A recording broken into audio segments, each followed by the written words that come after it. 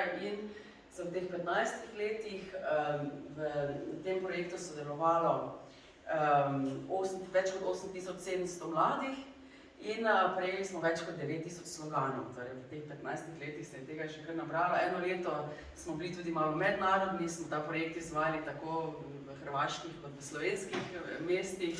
Na Hrvaškem ta projekt še kar naprej pelje od takrat dalje. Tudi ena šola, ki je bila iz Ljubljane vključena, vsako leto še snemajo videe proti nestrpnosti. Skratka, neki dolgoročni učinek je tudi, jaz pa tudi zdaj vedno bolj razmišljam o tem, da ne vidim razloga, zakaj bi s tem projektom nehali. Kar sama ponudi, spomnim se recimo leta 2016, ko je tu reka beguncev šla čez Slovenijo. Letos pa je ravno v času, ko smo razmišljali o letošnji temi, se je zgodila ta zgodba v Afganistanu, prevzem oblasti talibov in tako dalje. In ko smo gledali te slike iz letališča, iz Kabula in skratka, je bila tema, se nam je ponudila. In ker smo tudi že poznali mlade Afganistance, ki tukaj živijo, ki so med njimi Muhamada, ki je sodeloval tudi ves čas v projektu. Vedeli pa smo tudi, da pride v Slovenijo FARIDA v tem zadnjem krogu Welcome to You Too. In se mi zdi tak, da se potem to mladih dotakne, ko nekdo res iz te prve roke pove, kako zgodbo nosi s sabo. In je bilo res zanimivo, kako različno smo se odločali, koga bi izbrali, zato smo pa mi nekaj bili bolj za tega, mi pa bolj za onega in smo rekli, nisem nič hudega, ena nagrada več, ne bo nič narobe. V bistvu pa ni toliko niti pomembno. Pomembno je to, da mladi o tem razmišljajo, da predvsem zahvaljujoč nekaterim profesorcem, ki se to v šolah potem tudi angažirajo in ponavadi iz teh šol dobimo cel kup teh sloganov. Posamezniki tudi več kot 10 sloganov napišejo in to nam je pač veliko veselje. In bi si želeli, da bi se še z katerih drugih šol tako vključili v projekt. Pa mogoče je to ena od tistih nadgradenj, ki nas še čaka. Zdaj pa preden festival migracijskega filma, oba dva. Pa zakaj smo se tudi, lahko zdaj povem, zakaj smo se 2022 zbrali oziroma jih prosili za gostoljubje, za to prireditev je, poteka tudi vsako leto festival migracijskega filma. Se odvija pa tudi danes večer. Bo film s to tematiko, dokumentarni film Igra senc, sta ga dve nizozemski avtorci naredili, zelo zanimiv. In ena od nagrad za mlade pa tudi brezplačna vstopnica za nocojšnji ogled, ki so ga v 2022.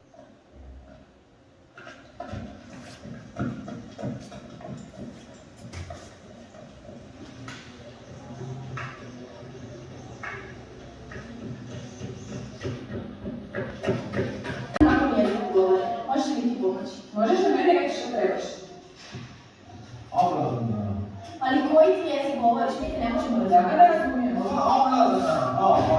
Možda bi da sama znao. Možda. Da idem po njega.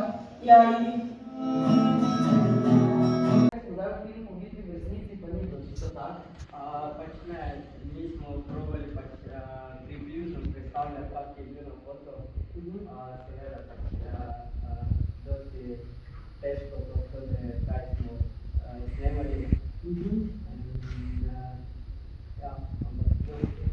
Ja, povej malo to zgodbo, no, kak si to kot 14-letni fant, kak si se doma odločil, da si šel na pot, kakva je bila pot?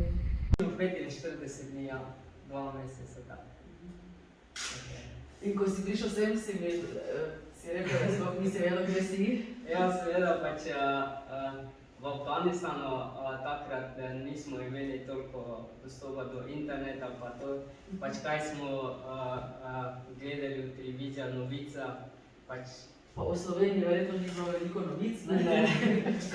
Pač drugače, ampak v Afganistanu vsi čisto drugače razmišljajo, pač predstavljajo, kak je v Evropi, ampak ko priješ v Evropi je čisto drugače, vidiš, da je čisto drugi svet, mislim. Čisto z nula sem začel, pa... Težko, da nekaj nisi znal, ne? Angliško si znal dobro, se spomnim? Ja, takrat skozi sem menil angleščina iz vse. In čez pol, ko sem odločil, da bom ostal v Sloveniji, sem začel pač učiti slovensko. Tudi moji prijatelji niso znali angleščino, pa jaz sem mogel z njimi zmeniti pač nekaj. In sem začel učiti slovensko. Drugače si dijak na tehničnem šolskem centru, ne, zaključuješ že šolanje. No, ampak ne glede na to, kak je bilo težko, pa kak je zdaj, bi ti to pot še enkrat ponovil, da bi prišel sem? Ne vem. Ne veš, če bi? Ja, zdaj je taka situacija, ko je v Afganistanu, da talibani so prevzeli vlado. Pa jaz mislim, da jaz bi pobegnil iz Afganistana, ampak bližje v sosednjem državo, ampak ne bi potoval 2 meseca na taki nevarni pot, kot sem potoval 2016. Veš kaj, se mi zdi, da ljudje včasih ne razumejo, da vam ni na tako pot za iti, da vam ni do tega, da zapustite svojo domovino. Ampak včasih je stiska taka, da ne gre drugače, ne morete živeti, ni hrane, ni perspektive, ni možnosti šolanja. Vojno bi te potisnili. Ja, jaz ko mladi fanti v Afganistanu, v moje kraje sploh niso imeli dosti opcija, kot da ali grejo na vojsko, ali pač talibani prijejo, pa jih vzamejo sabo, kot grejo v goroje, pa jaz poznam moji prijatelji, da pač so šli pač pridružiti Talibanom in pol čez leto pa pol so prišli pa so rekli, da tako je fajn je, da pač oni so govorili čisto druge stvari in pol jaz tudi nisem mogel z njim pač več družiti, ker niso bili tak... Posebej, kak bi rekla, na udaru. Ja, vse v Afganistanu pač živijo več etnične skupina in ni najmanjša, ampak bolj manjše je Hazarci, ki pač... Kako ti pripadaš? Ja, ko vera je malo drugača, ko izgled je malo drugača in talibani pač rečejo, da mi smo otroci od Gengischanov ali pač nismo iz Afganistana. Kot da ste tujci, ne? Ja, ko smo tujci in zato pač nas ubijajo ali pač moramo iti iz Afganistana, ker Afganistan pač nije pa država. Pač mene je bil ful narodno, ne vem, pač ker prvič sem šel v srednjo šolo, pa sem razred pred toliko ljudi sem povedal pač kak je v Afganistanu in to. Ampak pol zadnje 2 dni bi rekel, je bil vred, tako da. Already a refugee in the neighboring Pakistan. What are your memories of that time, or how is it different to now? Because now you are again a refugee, you again had to leave your country. Maybe this experience for your childhood and what is different for in comparison with today. Yeah, okay. Before referring to the question, I'm really grateful for giving this space for us in order to at least share any of our memory or any concern that we have.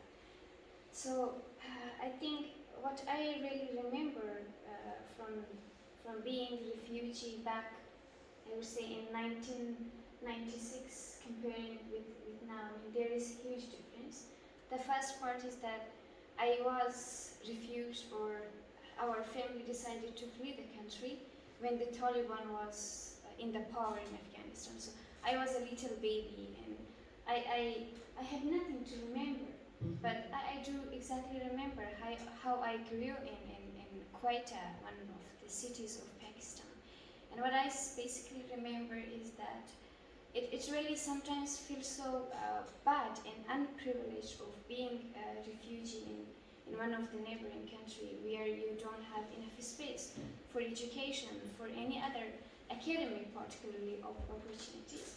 So my childhood was really different from the childhood of other children in other parts of the world. So what is the difference? So they could have the time to play, or they could have easy access to schools, but it was not the same for me because my father was not able to work. So that's why I, along with my siblings, were somehow, to some extent, forced to do some I would say tasks or jobs inside the family. So yeah, I was working with my siblings in order to support financially my education, because it was really difficult for us to get into the school. So one mean that could allow us to get into the school was to support ourselves financially.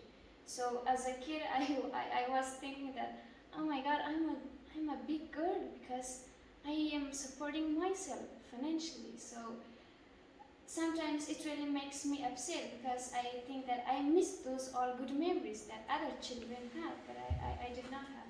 But on the other hand, when I look at its outcome, I feel really proud, and to some extent I feel privileged that, yeah, I did that. I mean, I did my school, I did even foreign languages courses and even computer courses.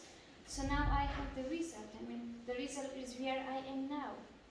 I know this is a very sad story of being forced to leave your country, but I mean, that is part of my childhood memory back in Afghanistan. But for now, I mean, this is more heartbreaking for me. This is more upset for me. That, I mean, you have the last or the only option.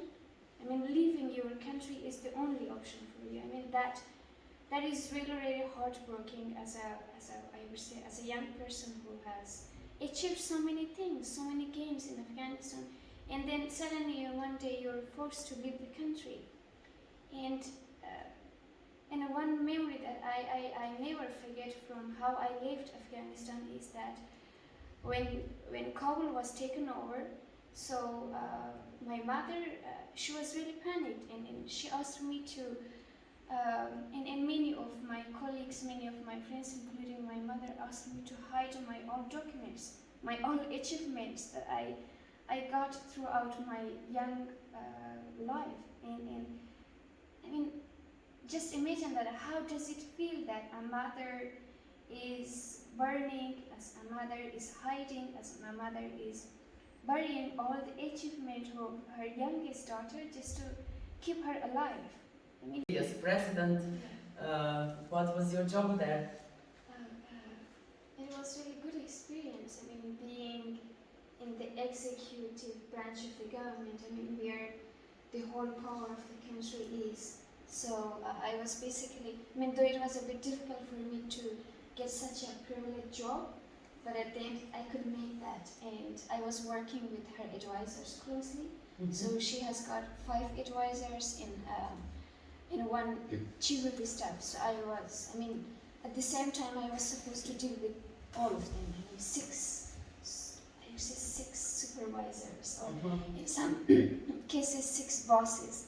So it was a very good exposure to me, and I was basically working with them in different affairs, youth affairs, education, and even public health. So yeah. By the way, where are they now? The president and his wife, are they still in Afghanistan? Probably not. Of course they are not. Of course, stupid question. Sorry. Okay. To take part in peacekeeping process or negotiations, that was your goal. You even started your own initiative called Peace Friends, and while doing that you were also in Europe in conferences, very impressive, but now as you're not in Afghanistan anymore, how will you help your country being in Slovenia or in Europe? Do you think about that? What is going to happen with your initiative? Yeah, of course. I think since the pandemic, I mean, when the pandemic was worldwide and it also included Afghanistan, so I already working virtually with my group mate, with my teammate, and also the people who were, or the young people who were part of my initiative. So we were basically somehow introduced to how we can work together virtually. And then I think now that's not going to be a big deal for me to continue that virtually. And still I have already begun to be in contact with them. And at the same time to ensure their security as well. Because I think if the information is going to be out and that maybe Taliban will figure out that these people are somehow associated, or I would say linked to the initiative that I was running and I'm still running, so that would be a bit risky for them. So we at the same time ensure the security measurement and also and also how they could be engaged. But now what is the most concerning point is their education, because I mean since the Afghanistan takeover, the girls are not allowed to go to school, and that's really disturbing for me. I mean, last night, 2 nights ago, I received a message from one of my female cousins that she told me that boys are gonna have their exams next week, but she can't. I mean, so now we are figuring out the ways that how we would be able to give them some online education, and they would not be fully deprived of education. So some NGOs, initiatives that have been founded in Afghanistan and that have been active in Afghanistan, so we are trying to find the mechanisms that how we would be able to be, I would say, to be together and work together virtually in order to give a little space to particularly girls for their education, because we are really concerned of their education, and that's the least we can do.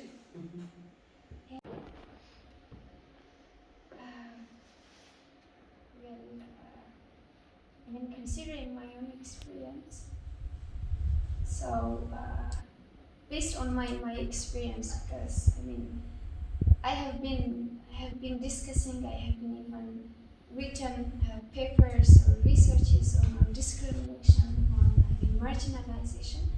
I have personally faced discrimination based on my age, or based on how I look younger than my age, and I mean in some cases not, I mean on national level but also on international level, I have been judged based on my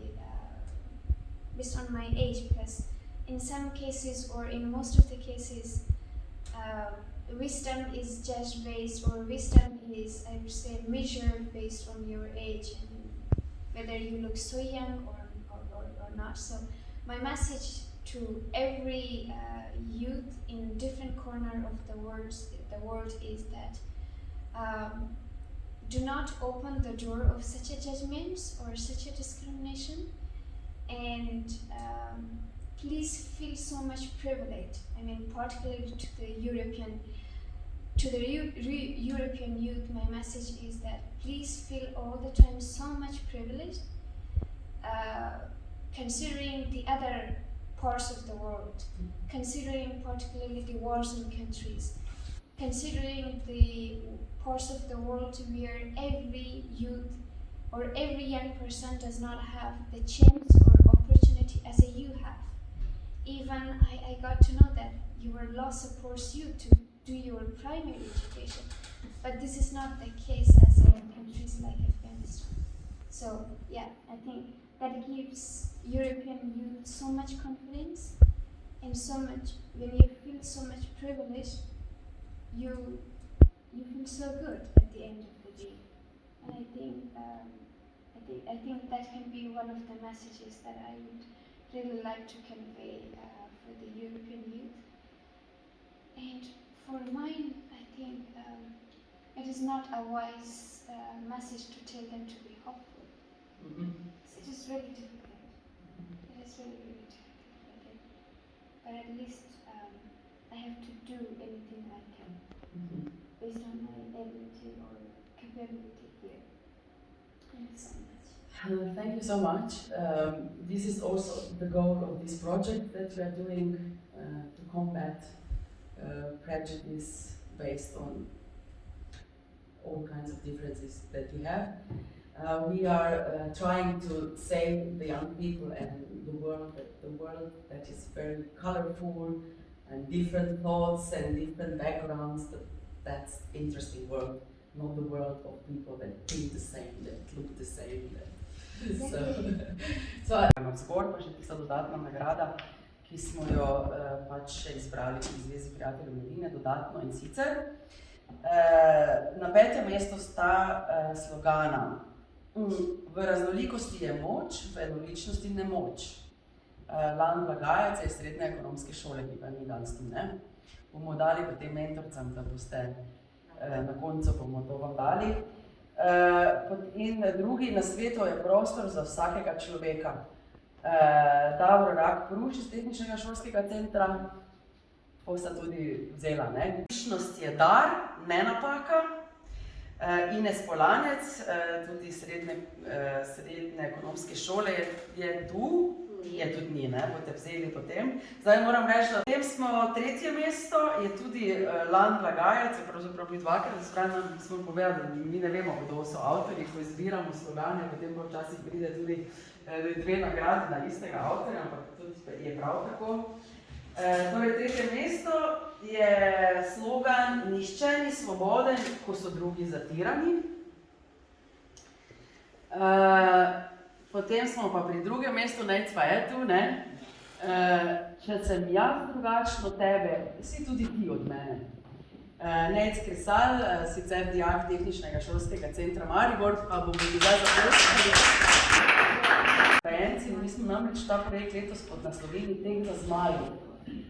To pa zato, to je ena knjiga Khaleda Hoseinija, afganistanskega avtorja, ki opisuje odraščanje 2 mladih v Afganistanu, potem je kasneje emigriral v Ameriko, ampak spuščanje zmajev je ena taka aktivnost, ki jo Afganistanci radi počnejo, še posebej v praznikih, ki spuščajo zmaje, in to smo napisali v uvodu letos v projekt, da ljudje v Afganistanu si ne želijo drugega, kot živeti v miru, pa tekati za zmaji, to, kaj tak radi počnejo. Pa se glasi, Naja Prelog iz srednje ekonomske šole je napisala: izražati mnenje, za nekatere pravice, za druge privilegiji. Pa lahko vsem zaprosimo.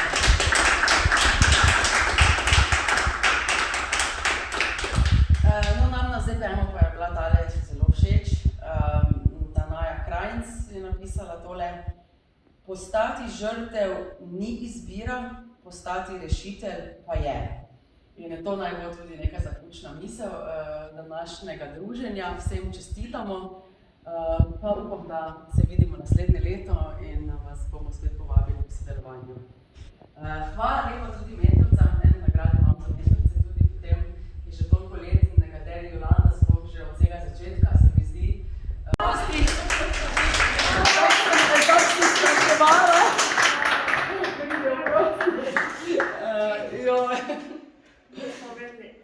Nič bomo noč spravili, veš? To